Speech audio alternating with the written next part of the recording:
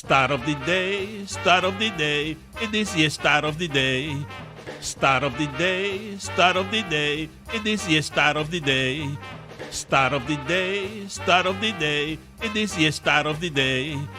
Start of the day, start of the day, it is the start of the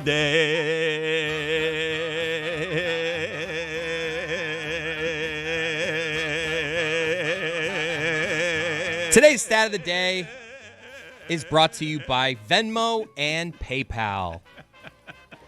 I feel like you got to wait until my dad is done. He laughs I mean, forever, I dude. literally Why just did you told him rush that. it? What are you worried about? What's the It's matter just with a you? lot of laughing, Poppy. What's the rush? Where are we Con going? calma, Bobby. Where do you have to be? Tradition. Cógelo suave. Eh? Billy, this stat of the day is for you. Cameron Maben, Ooh. former It's a name that just makes you laugh. I mean, former Or Marlin, cry. that's it. has hit home runs in 3 different decades for the Tigers. All the more amazing because he only played 132 games for the Tigers. Wow. That's a riddle. Like that is hard to. Roy fell Can out. you say it again? Roy fell out of his chair because you weren't listening. Well, we're all confused a bit. Jess had the same look I had. No, he played for the Tigers 3 different times in 3 different decades, right? Okay. Yes. Or he played for them 2 times at the turnover of one of the decades. Like he was still on the team, Carryover, like in whatever 1999. I don't know. No, that's not how it happened. Is it 3 different See? Tigers? 2000, 2007, 2016, and 2020. Is He this was kind on of the Tigers. is this kind of like that thing where you can stand in 4 states at one time? No. The 4 quarters? Illinois, Indiana. It's just like you just happen to Iowa. be in the right spot. Those Okay, aren't it's the not a 4 cool stat. corners. It's just I think you have the quad cities. I think all I states touch, if I'm not mistaken. let's not go to Dan on this. What are the 4 states that you can stand in at a time? I think Utah, Colorado, Arizona. New Mexico. I think something like that. Sounds right. I Wonder if anyone's ever had sex in all 4 states. I wonder at if the once. internet would provide an answer as opposed to just trying to do it off the top of your Your head. guess was correct. Good job. Thank you. so many geography problems on this show. Dan, we had an idea during the break. I don't know if we're going to do it or not because it puts you in a bad spot. But we were thinking maybe you look at this blank map and tell us which states are which in the Midwest. No, I'm not doing that. Oh, come on. I'm not going to please. take a quiz. Oh, okay. I'm terrible at geography. I am really Okay, bad just at tell it. us which one's Iowa then. The world's geography. It's one of those in the middle. Yeah. Des Moines is the capital. Nailed it. That's all I know. Oh, you know the capital. That's Okay, all I great. got. I don't have the capitals. I'm okay on, but geography in general. So, Tony, Truly show me where terrible. Iowa and Indiana touch. Oh. Asking me? Hey, yo. No. Look, here's the thing. Indiana, so Michigan is obviously the glove, right? And stands over to the other side. The glove. Indiana is right underneath that. Illinois glove. to the left of that. Right. Mm-hmm. Yep. Ohio's to the right of that. Underneath Ohio is West Virginia. To the up of that is Pennsylvania. All right, then we New got it. York. Yeah, You guys are getting the wrong guy. I don't know dude. why you guys are doing this. Iowa and Indiana don't touch Stugotz. Please Huh. stop doing this. Please stop Okay. doing it now. I don't want to do it anymore. I don't think this is good for the audio So we're not audience. gonna do Just this bit? looking at a map. No. Bit canceled. Yeah, no, if we do the bit, it should be a big map behind Dan so Tony can do it so we can all see. The way Yeah. we were doing it was wrong. That's producing right there. I don't want to do geography quizzes as a visual aid when I am trying mostly to do an audio show. I don't think this is good in any of the environments that we could pump it out into America. So it's just bad for audio, not because you don't I just know think it's where all okay. bad. Excuses. I don't think that people want to see me looking and trying to guess places on a map when I'm telling you on the front end I'm not good at that. So you admit they're guesses. That's why they want to see it. What do you have me admitting? That they're guesses. You don't actually know. Okay. I feel like I'm flying a little too close. I'll put myself in the penalty box. Oh, whoa! Wow. Let's move on. Cameron Maben was on a lot of teams, huh? Yeah. Like every other season, he was on a new team. It's because he wasn't good. That's part of it. Well, I mean, can you say someone's not good if they were in the major leagues for 14 years? That's a fair question to ask. Ooh, I like this. Who's the worst player to have a long career in Maben. MLB history? No, we've got to find worse than Maben. I remember we talked about it one time with Emilio Bonifacio saying he wasn't good, and then we looked it up and it was like, he was in the majors for like 14 seasons also. I feel like in Major League Baseball, you got to be just good enough. Because if you're looking for like that bench player or whatever, it's like, oh, he was on the Cubs last year? Yeah, we'll give him a shot. Just good enough to stick around, right? Yeah. Billy wants very badly to be someone who's good enough to be by name in a video game of some sort. Sort of. I want to be a scab player for the college football game. Because there's this discussion over NIL whether you should be playing college football players, how much should you be paying them, and who's going to hold out, or the good player's going to hold out, because $600 doesn't seem like a lot of money, right? And I'm here to say, look, if Caleb Williams doesn't want to be the quarterback for USC, Billy Gilt will be. Like, I am here. You can use my name, image, and likeness for a fee, a smaller fee, but you can use it, and I'm happy to be there to be one of these star football players that doesn't want to be in the video game. More than happy to be that player. I'll go with Billy if I can get an advanced copy of the game so I get it before everybody else. You can keep the money, just give me the game early. I think I found the worst baseball player in baseball history. The worst hitter with a long career, Bill Bergeron, a catcher. He had over 3,200 plate appearances, 170 average, 2 career home runs, just a negative 14.85 WAR. This is going to be tough to beat. Old Bill Bergeron. Bergie. How long did he play for? It'll be a backup catcher of some sort. I'm thinking that 11 seasons. Like Ron Hodges. It's going to be, I think, you'll find an assortment of backup catchers. You have to understand, the backup catcher exists just because it's really hard to catch in the heat every day, and then you play 6 games in a row, and on Sunday, he doesn't want to get up on Sunday morning and catch another Major League Baseball game. He struck out 354 more times in his career than he had extra base hits. But his debut was 1901. None of that counts. Like 1901 to 1911 doesn't count for this game. Anyone born in the 1800s. I went out to go to the penalty box, and everyone out there right now is trying to put states in a blank map and figure out which state is which. And let me tell you, it is bleak. Are you good at geography? Is this a strength of yours? Yes. Name 15 states. No, Tony. I just named 15 states on the blank map. Oh, I thought you were like, geography, name 15 states. Do it. Do you have a list of the states or no? Because if you have the list, mind, then it's yeah. easy to In my do. mind, If I you don't have have the list, it's harder because you'll forget the name of You a can just state. picture a map in your head. Is that what everyone does? No. I mean, you guys got Bergie.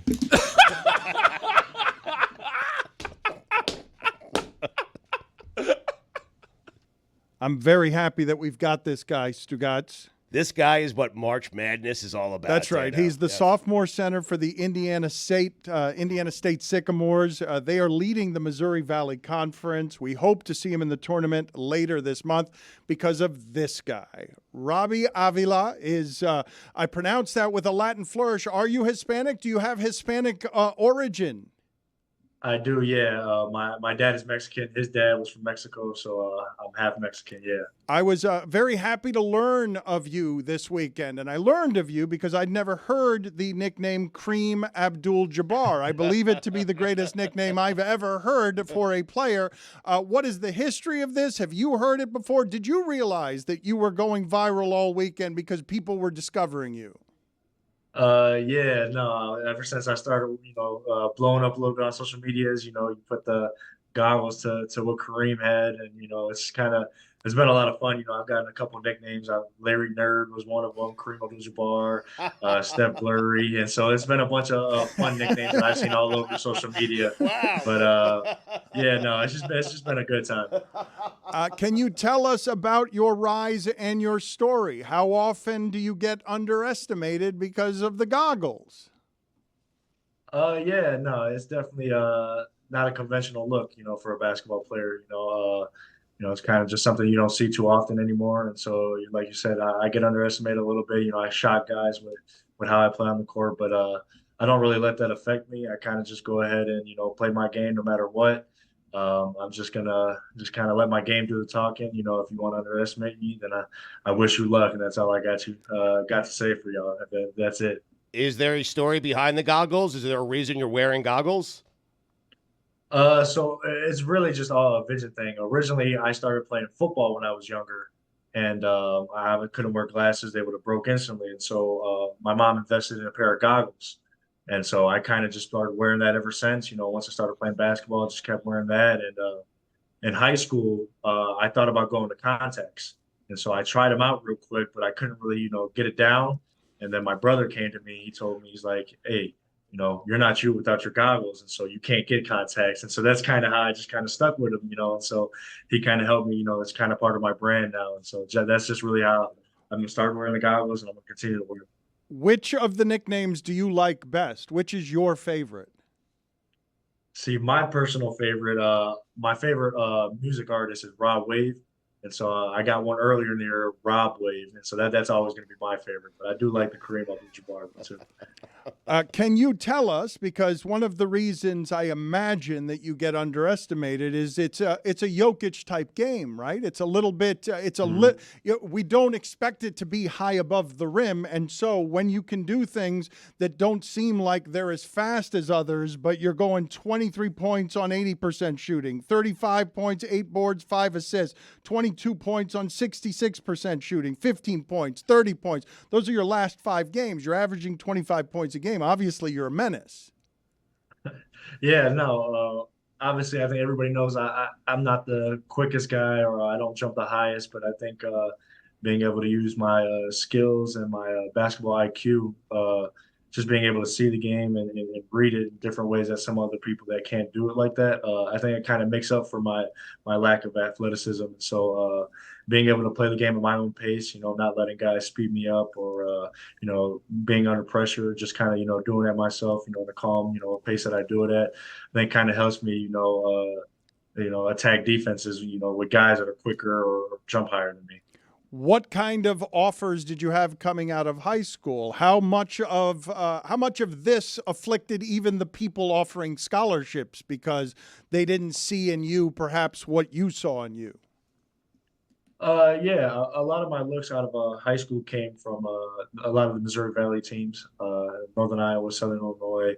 I had a couple other looks that were the high majors, but I think, like I said, the athleticism may have thrown them off a little bit, so that where they didn't pull the trigger to offer.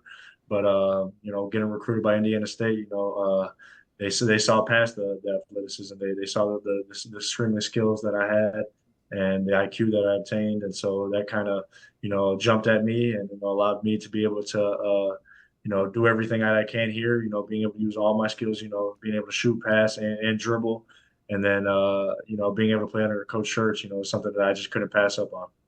Robbie, you're an Illinois kid playing in Indiana. I was an Illinois kid that went to school in Indiana also. We love the Midwest around here. Which state in the Midwest is the superior state, Illinois or Indiana? 100% Illinois. My roommate is Indiana high school kid, and so we have debates back and forth about which is better, high school ball or AAU ball in Illinois and Indiana. So we have that debate all the time, but I'm going to stick to Illinois no matter what. Is it accurate, your listed height and weight, 6'10", 240? Yeah, I'm about 6'10", 245, 250. Do you run into a lot of people that feel physically stronger than you when you're playing? There's a couple guys, yeah, that are some bigger dudes, real strong. They're 2 years older than me, but I think I hold my own down there in the post this year. Something I worked on over the summer. Last year as a freshman, I kind of struggled down there, but I think I've taken steps. I'm not 100% at my best down there in the post defense, but I think I definitely have made progress towards getting stronger down there. Portillo's or Culver's? That's a tough one. I think because I get it less, I would have to say Portillo's, but I'm a big fan of cheese, so I love Culver's cheese curds. What's your Portillo's order? Like I said, I'm a lover of cheese, so I usually get a cheese dog with a large fry and a strawberry shake. That's usually my Portillo's. That's a good order. You're not winning a lot of foot races out there, correct? On your team? Yeah, no.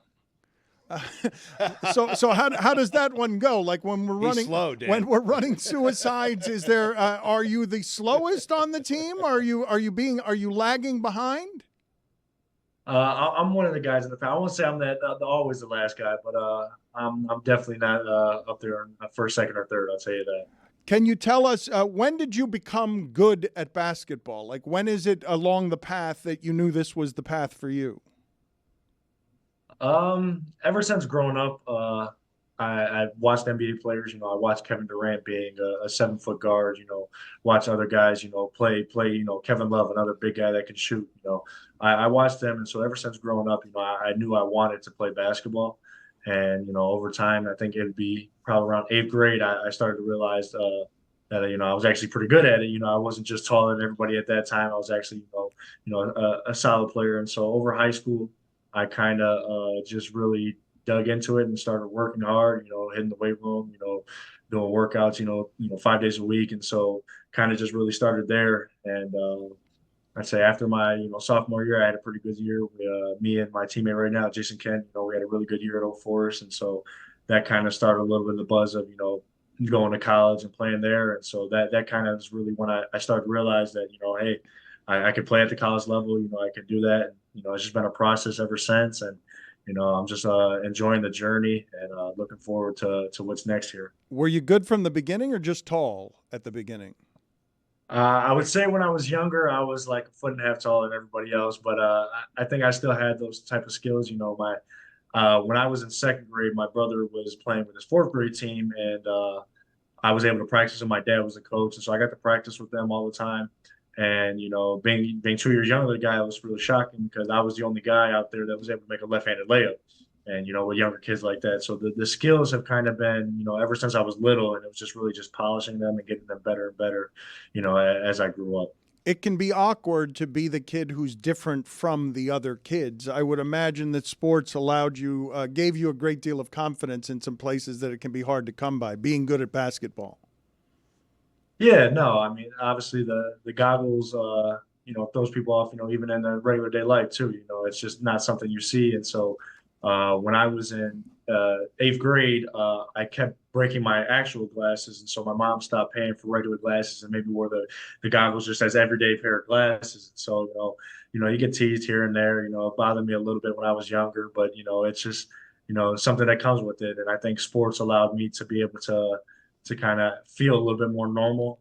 Being able to do whatever I want out there. I have success out there. It definitely kind of took away from the little teasing here and there when I was younger. Because you were beating people up. That's why. Because you were scoring 30 a game with your left hand.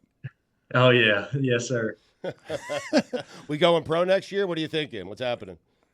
I haven't decided none of that just yet. I'm ready. I'm focused on winning more championships here. All right, very good. Do you have a top 5 list for him, Stugotz? Top 5 begoggled athletes of all time? I do have a top 5. I think Tony has one as well, right? Both of you have a top 5? I've got a basketball specific top 5. Yeah. His is athletes of all competing. time. Yes, All right, yes. let's have yours first, Tony, and let's have Robbie check this out and see whether he agrees or disagrees. We'll check in with you at the end of this, Robbie. Number 5, Tony. Number 5, Robbie Avila. Oh wow! All right, congratulations. I mean, he's big smoothie down there. That's the thing. That's what you don't get, Dan. When you're watching his highlights, he's Euro stepping. He's moving in a way that smaller guys Dishing the rock. Dishing the rock. Respectfully, how many of his highlights did you see before this weekend? A ton. He's been good for the last 2 years, Billy.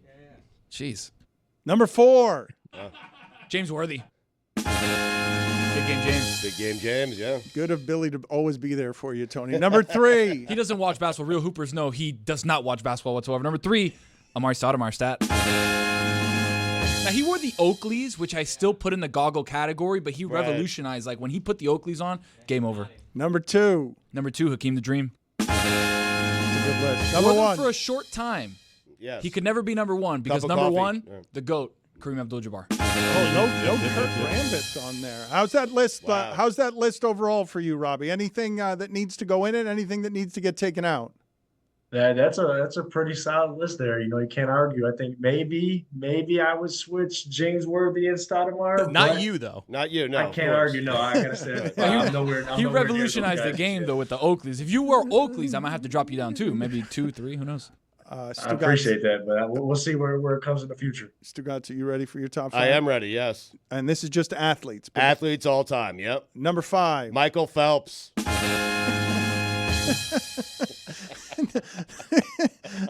Number 4. Eric Dickerson. That's a good list. That's good. Number 3. Katie Ledecky. Number 2. Robbie. Oh, really? Oh, yeah. Changed it, yeah. And number 1. Chris Sabo. Good list. Good list. Good list. It's a good list. It's a good list. Robbie, thank you for being on with us. We appreciate it, sir. No, thank you guys for having us. It's a lot of fun. Thank you, Robbie. Steph Blurry is funny.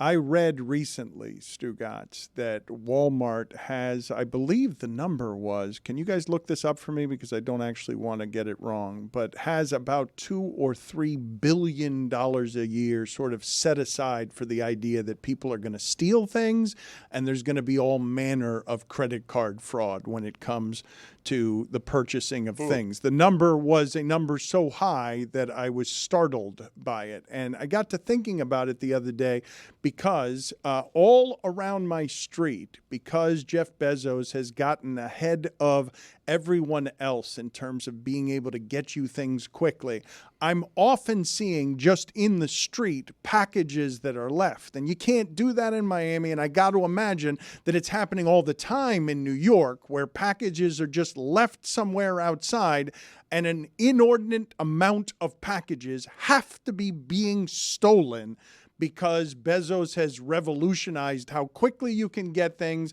and people have become addicted to the convenience of, I don't have to go anywhere. I can just order something online and it'll get delivered. I'm not kidding you. The other day I was walking my dog at 5:30 in the morning, and 2 different Amazon delivery men walked right past me to the hotel going past me at 5:30 in the morning because they're working all the time. They're overworked. They're you've got conversations going on all over the place talking about the unionization of Amazon employees because they have to like pee in their cars and stuff, and they're parking in the middle of the street because there's not parking anywhere. And I just think that the need for this has become so strong, the demand, that it's impossible, no matter how revolutionary Bezos is, to keep up with the supply without having like a bunch of extraneous spillage all over the place.